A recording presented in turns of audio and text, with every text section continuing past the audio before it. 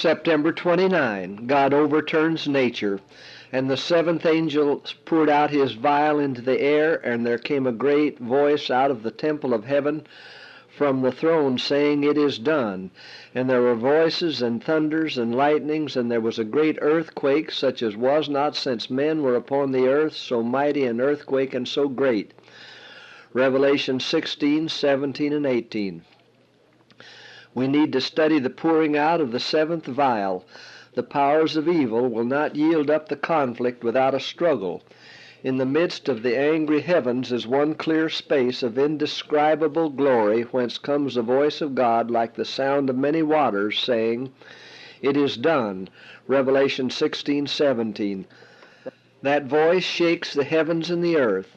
There was a mighty earthquake, such as was not since men were upon the earth, so mighty an earthquake and so great. Verses 17 and 18. The firmament appears to open and shut. The glory from the throne of God seems flashing through.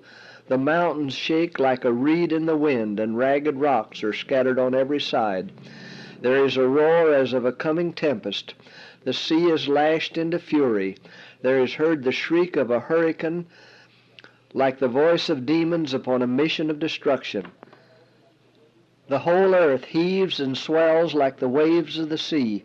Its surface is breaking up. Its very foundations seem to be giving way. Mountain chains are sinking. Inhabited islands disappear.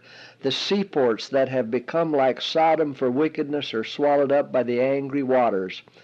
Babylon the Great has come in remembrance before God, to give unto her the cup of the wine of the fierceness of his wrath. Great hailstones, every one about the weight of a talent, are doing their work of destruction. Verses 19 and 21. The proudest cities of the earth are laid low. The lordly palaces upon which the world's great men have lavished their wealth in order to glorify themselves are crumbling to ruin before their eyes. Prison walls are rent asunder, and God's people, who have been held in bondage for their faith, are set free.